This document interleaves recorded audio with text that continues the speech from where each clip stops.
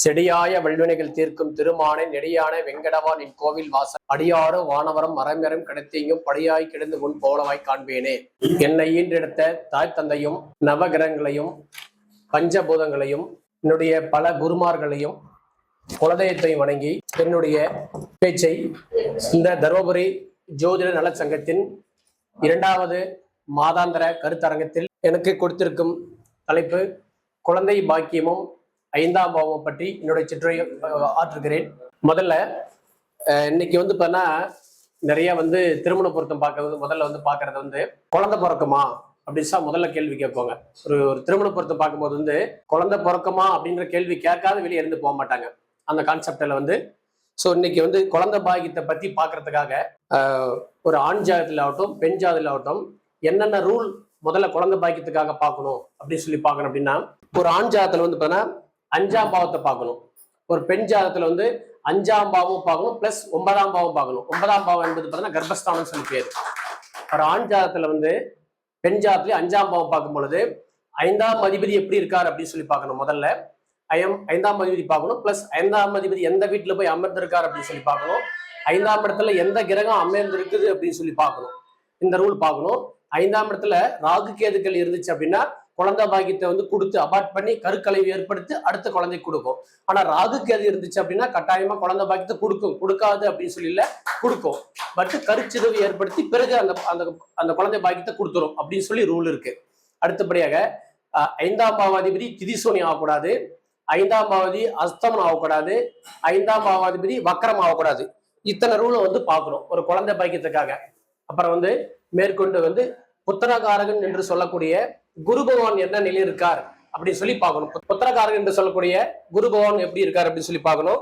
ஒரு ஜாதகத்துல புத்திரகாரன் சொல்லக்கூடிய குரு ராகு கேதுவுடன் நெருங்கி இருந்துச்சு அப்படின்னா, ராகு கேது நெருங்கிய டிகிரில் இருக்குது அப்படின்னா அவங்களுக்கு பாத்தீங்கன்னா இயற்கை முறை குழந்தை பேர் இல்லாமல் செயற்கை முறை குழந்தை பேர் ஏற்படுத்துறதுக்கும் வாய்ப்பு இருக்கு. அதாவது பாத்தீங்கன்னா டெஸ்ட் டியூப் பேபி அப்படின்னு சொல்லி சொல்லுவாங்க. அந்த மாதிரி ராகு குரு ராகுவோட சாரத்திலயோ ராகு கேதுவோட நெருங்கி இருக்கும் பொழுது அவங்களுக்கு செயற்கை முறையில டெஸ்ட் பேபி முறையில குழந்தை பாக்கியம் ஏற்படுத்துறதுக்கான வாய்ப்பும் ஏற்படுத்துது. சோ அப்படி பார்க்கும்போது ஒரு சிலருக்கு பாத்தீங்கன்னா 5ஆம் அதிபதி 12ஆம் வீட்டுல இருந்துச்சு அப்படின்னா அவங்களுக்கு மருத்துவத்தின் பெயரில் குழந்தை பேர் ஏற்படுத்தும். மருத்துவத்தின் பெயரில் குழந்தை பேர் ஏற்படுத்தும். அப்ப அந்த இடத்துல 5ஆம் அதிபதி திதிசூனி ஆயிடுச்சு அப்படின்னா மருத்துவம் சக்சஸ் ஆகாது, மருத்துவம் தோல்வி ஏற்படுத்தும் அப்படின்ற அமைப்புல இருக்குது. அது அந்த மாதிரி விஷயங்களும் பார்க்கணும்.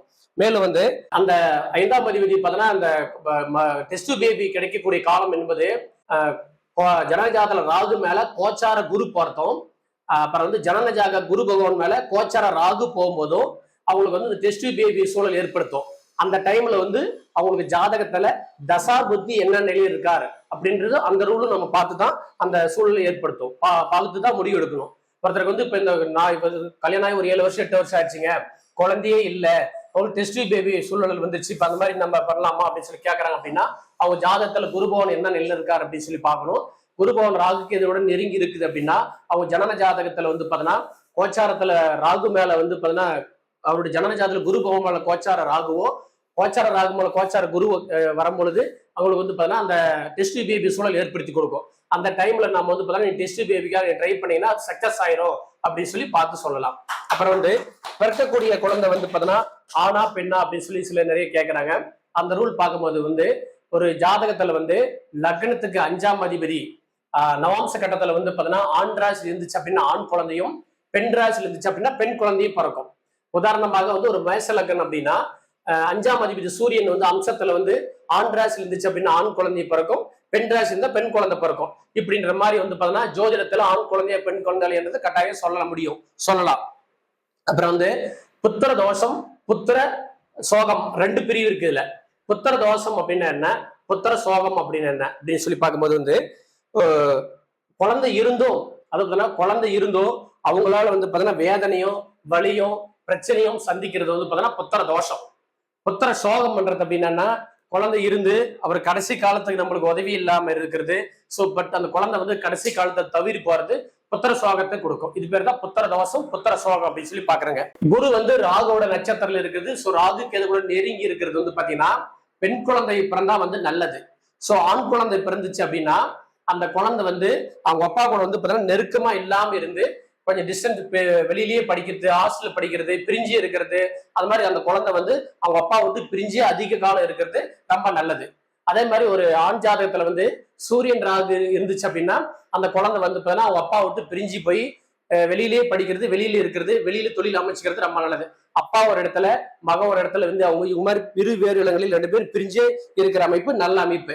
5ஆம் இடத்துல வந்து சனி பகவான் பார்த்துச்சு அப்படின்னா, 5ஆம் இடத்துல சனி பகவான் பார்த்துச்சு அப்படின்னாலும் குழந்தை பாய்க்கு வந்து தாமதமா கிடைக்கின்ற அமைப்பு இருக்கு. அதுக்கப்புறம் வந்து 5ஆம் அதிபதி வந்து 6, 8, 12ஆம் இடத்துல போய் அமைஞ்சிச்சு அப்படின்னா புத்திர தோஷம். 6, 8, 12ஆம் அதிபதிகள் வந்து 5ஆம் இடத்துல இருந்துச்சுன்னா புத்திர சோகத்தை ஏற்படுத்தும் அப்படின்ற அமைப்பு இருக்கு. அப்புறம் ஆண் ஜாதத்துல வந்து பார்த்தீங்கன்னா சுக்கரன் தான் விந்துன்னு சொல்றது. பெண் ஜாதத்துல வந்து பார்த்தீங்கன்னா சுக்கரன் தான் கருமுட்டைன்னு சொல்றது.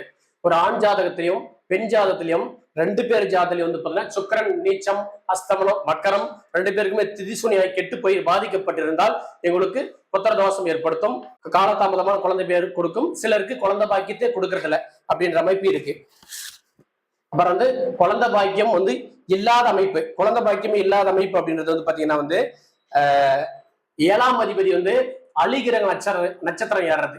அதாவது 7ஆம் அதிபதி வந்து பாத்தீங்கன்னா புதனோட நட்சத்திரம் ஆயில்யம், கேட்டை, ரேவதி, சனியோட நட்சத்திரம் போசம், உத்திரட்டாதி நட்சத்திரம் ஏறது வந்து 7ஆம் அதிபதி வந்து அலிகிரக நட்சத்திரம் ஏறது வந்து பாத்தீங்கன்னா குழந்தை பாக்கியம் இல்லாத அமைப்பு ஏற்படுத்துது.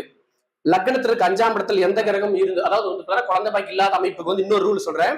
லக்னத்திற்கு வந்து பாத்தீங்கன்னா 5ஆம் இடத்துல வந்து எந்த கிரகம் இல்லாம இருந்து, லக்னத்துக்கு 5ஆம் அதிபதி எந்த பாவத்தில் நிற்கிறோம் அந்த பாவத்துக்கு 2ஆம் இடத்துல எந்த கிரகம் இல்லாம இருந்து, குரு அந்த ஜாதத்துல எந்த இடத்துல நிற்கிறாரோ அந்த குருவுக்கு 2ஆம் இடத்துல எந்த கிரகம் இல்லாம இருந்துச்சு அப்படின்னா இவங்களுக்கு வந்து பாத்தீங்கன்னா குழந்தை பேரு கிடைக்கிறது இல்ல. சில பேர் வந்து பாத்தீங்கன்னா இந்த மாதிரி அமைப்பு கொண்டவங்க வந்து பாத்தீங்கன்னா திருமணம் ஆயிட்டு வந்து நான் வந்து படிச்சு முடிச்சுட்டு குழந்தை பெற்றுக்கிறேன், ஸோ ஜாபுக்கு போயிட்டு குழந்தை பெற்றுக்கிறேன் அப்படின்னு சொல்லி தள்ளி போடக்கூடாது. இந்த மாதிரி அமைப்பு கொண்டவங்களுக்கு வந்து சிறிது காலம் கழிச்சு குழந்தை பேரு இல்லாத அமைப்பை ஏற்படுத்தி விட்டுரும். அதனால இந்த குழந்தை பேர் இல்லாத அமைப்பு உள்ள இந்த அமைப்பு இருந்துச்சு அப்படின்னா திருமணம் பண்ண உடனே இவங்க வந்து குழந்தை பெற்றுக்கிறது ரொம்ப நல்லது.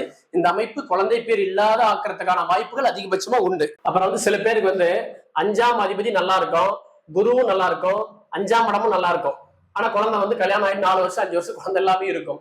இது என்ன அமைப்பு அப்படின்னா 5ஆம் அதிபதி வந்து வாங்கிய சாரம் வந்து சனியோட நட்சத்திரமோ, செவ்வாயோட நட்சத்திரமோ, கேதுவோட நட்சத்திரமோ 5ஆம் அதிபதி ஏறிட்டார் அப்படின்னா இந்த குழந்தை பாக்கியத்தை ரொம்ப டிலே பண்ணும்.